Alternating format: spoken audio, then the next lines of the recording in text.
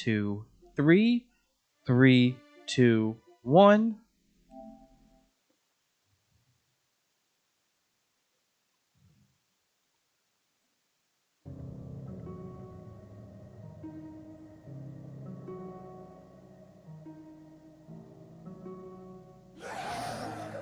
Oh, nice, creepy.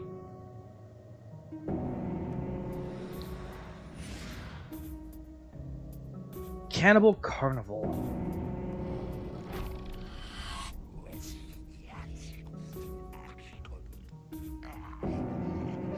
Ah, well, the weird ghoulie noises are a little bit there.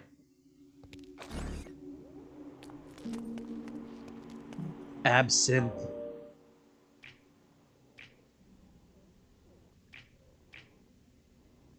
Plus 200. That's a lot. I had a lot of this, but like...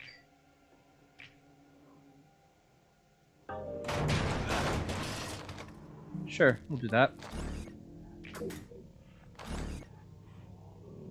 Still not sure what that is yet, and I don't want to, like, test it without knowing.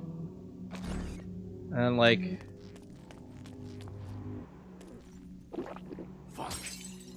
That heals. And I think R1 is my power shot, and R2 is my normal shots. So we should be okay.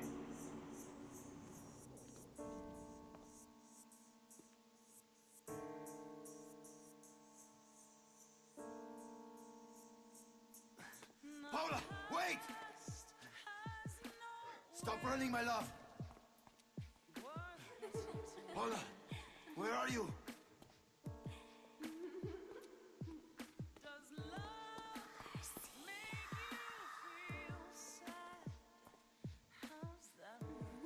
What the fuck? Paula.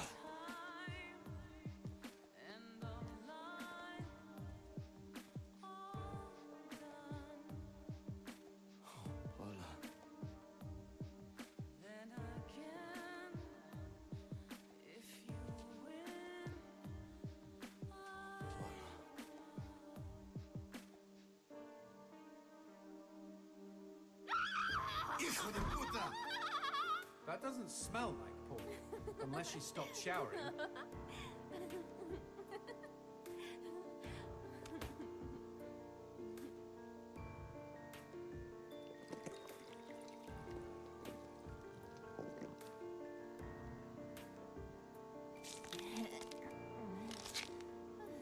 Well, that killed my stiffy.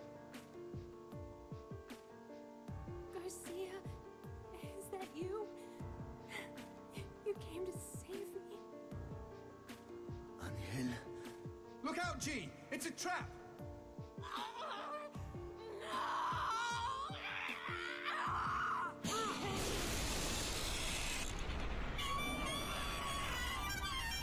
All right, well.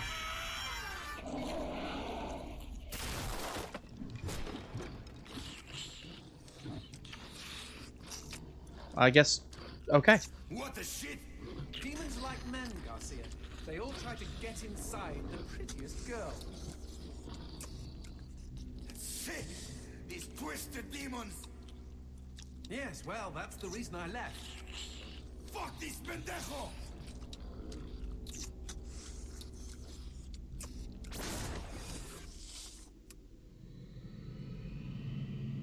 If Mr. Man-on Monster wants to play, magnifico.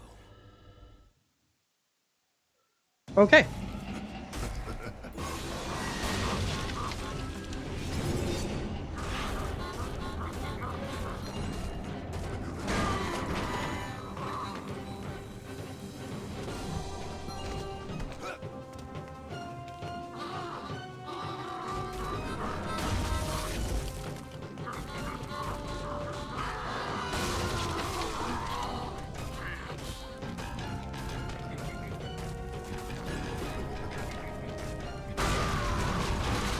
That worked.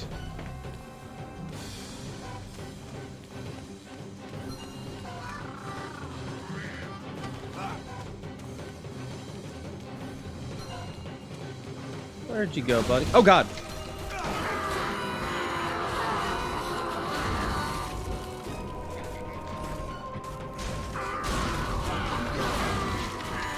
Apparently that just... Okay, that worked. I don't know.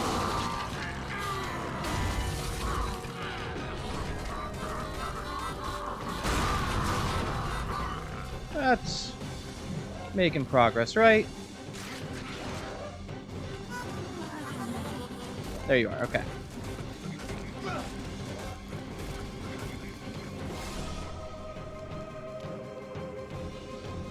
You... Oh, really?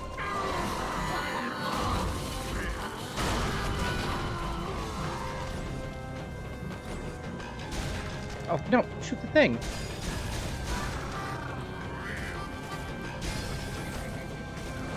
Okay.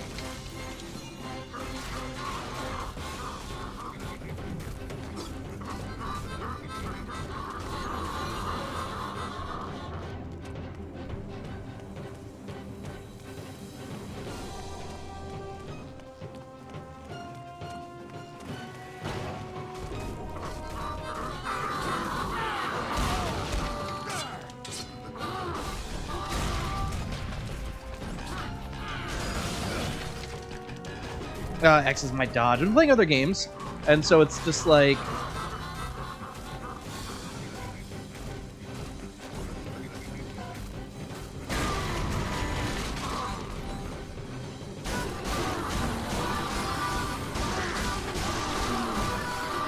Ah, okay. So it's the, I gotta, like, do damage to him while he's in that down and out state. And then, okay. Hey, buddy. Where'd you go? The music's a little... There it is, okay.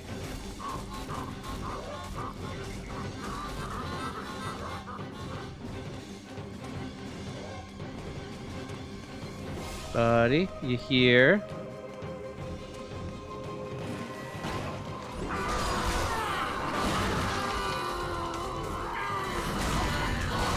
Oh, come on. That's some bullshit. You know it.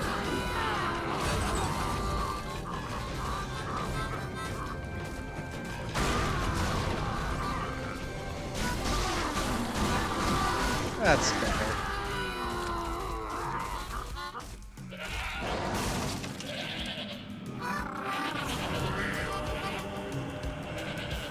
Where is that bastard? He must be hiding around here somewhere.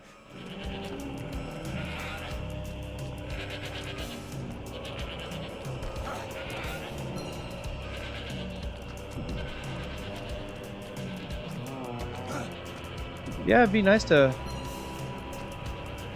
find that.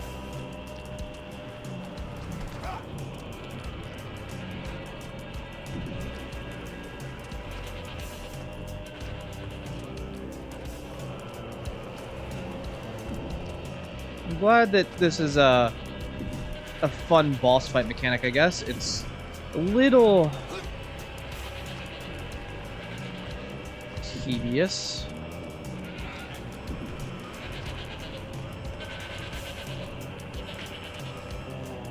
Take it too.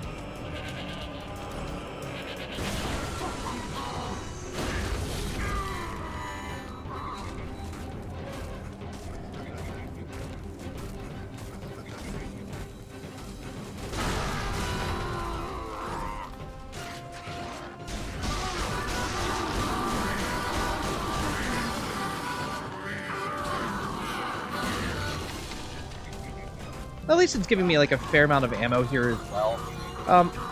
This is one of those games that like I remember like when it got announced, because I was working at GameStop when this came out. Like when like this came out, when Lollipop Chainsaw came out, I was working at GameStop like all those years ago. And it was... Hello? Anybody home? Show yourself, Hellman. It was just one of those like Scared of you. weird games, because I was really into my military shooters at the time. So please forgive me. And that's majority what I was playing. So a game like this would have been extra weird.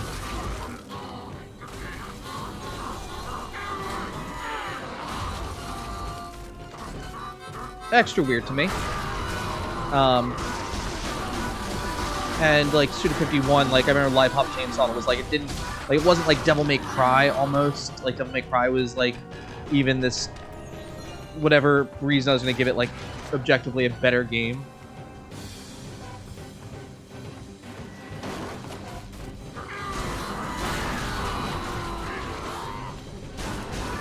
And so I missed out on a lot of these. Adios, George, human form.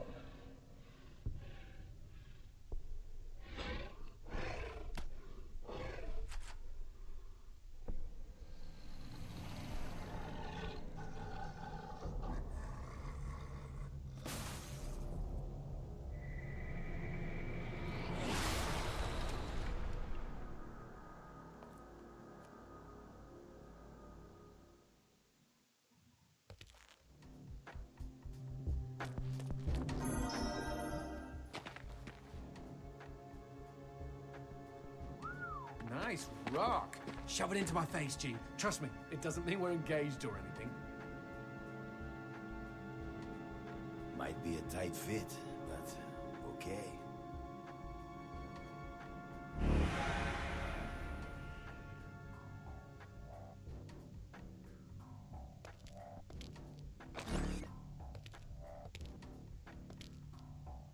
All right. So what exactly did that do? Blue gems let me transform into new tools of war, new gears of me. In other words, A new weapon. Magnifico. you know, I bet all the VIPs are walking around with blue gems. The Teether is a fast machine gun able to shoot demons' teeth at a high rate of fire. While holding aim, hold the fire button and enjoy.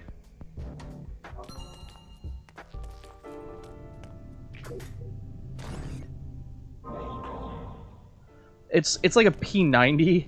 That's pretty great. All right, you know what? Fuck it. We're gonna do this real quick.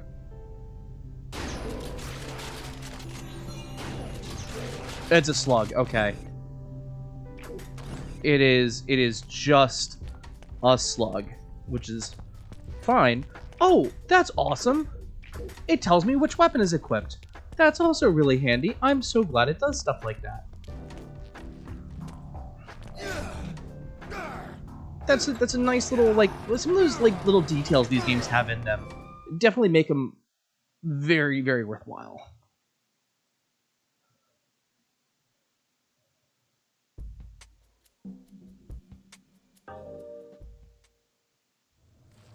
All right. You know I found Paula in a dumpster, right? What? You said you met her at the supermarket. I did. It was the bin out behind the dime a dozen. And you just picked her up out of the rubbish and brought her home? Why no? Sometimes I think I hardly know you. Okay.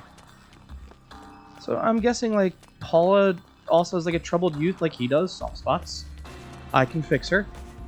Or maybe I can just make her life better.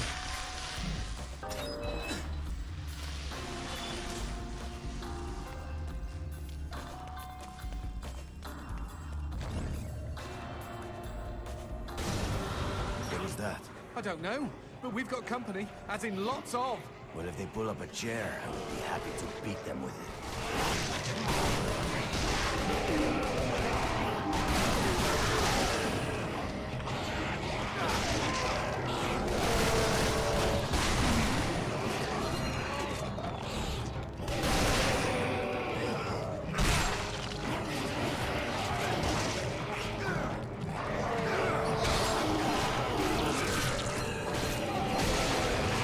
Okay.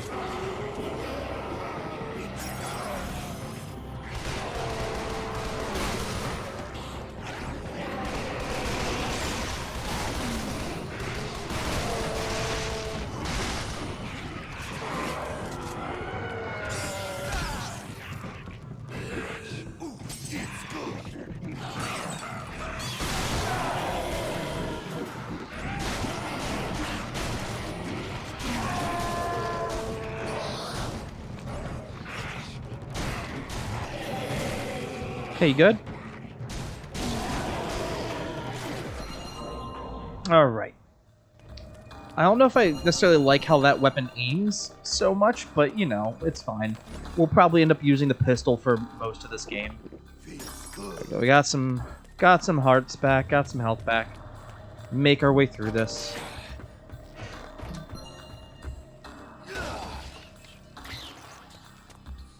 Leaves me a flaming pile of shit. The man who never had his fill. It was a cold and snowy eve. Certainly no night for a man without a home to be walking these grey and endless streets. Inside the pizza parlor, George Reed spun a lively tune on his harmonica. The local children giggled and pointed excitedly at the harmonica man as their parents glowed with approval. His reward would be all the pizza he could eat, 6 pies at least, and a warm bed in one of these folks' homes. He knew they were good for it.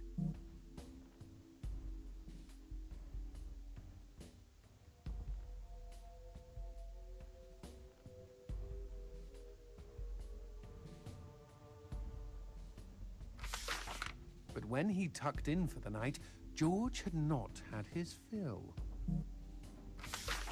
As the years and calories stacked up, most men would have got older and fatter. Yet for all he consumed, George only got thinner as he washed from town to town. Tapeworm. Tonight he plied his trade with some grannies and orderlies in a nursing home. Hoo-ah! His harmonica filled the room with joy. After devouring 3 helpings of pork chops and mashed potatoes, he eyed the plate of the old woman next to him. Juice dribbled down his chin. "Go ahead, Georgie," she said. "You're such a good boy. I'm glad he does the voices. Starve." But George had not had his fill. Early the next morning, he was already on the freeway with his thumb in the air. "Where are you headed?" said the man in the truck. "Nowhere," said George. "Anywhere." It was a new decade, and tonight George played to an all but empty bar in the city. He had lost a lot of weight. Afterwards, the only woman in the joint took the stool next to him and asked him his name. The bartender leaned over the counter. "You don't know this guy, Mary. George is famous, been all over the tri-state area." With a wink, he added, "Man's insatiable." And that night, George proved it as he buried his face in Mary's beaver. Holy woodland creatures! Attaboy, George! Attaboy, George! "Play that harmonica," she purred. But even after 5 trips to heaven and back, he had not had his fill. The morning after was an awkward affair as they stared at each other over coffee. One wanted to feel more, the other just wanted to feel. In his final days, George was all skin and bones. I can relate, except for the skin part. His last meal had been a mistake. It was on a sidewalk one night in a small suburban town that he came across the boy. Hungrily, and with an agonized grimace, he opened his mouth to beg for help.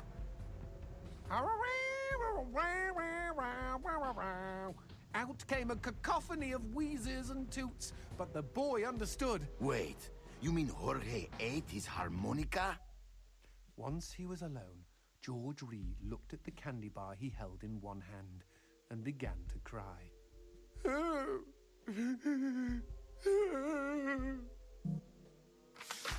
They found George's half-eaten body in a market next town over. In one hand he held a knife, in the other a fork. Chunks of flesh had been torn from his chest and his arms. Blood framed an eerie smile. The wind that morning blew fierce, and as it whistled through the hole he'd carved out of his own neck, the harmonica man played his last song in this world. There were Gawkers, and many knew him. They shared stories of how he'd filled them with hope, filled them with life. They, at least, had had their fill. Especially Mary. The end. Okay.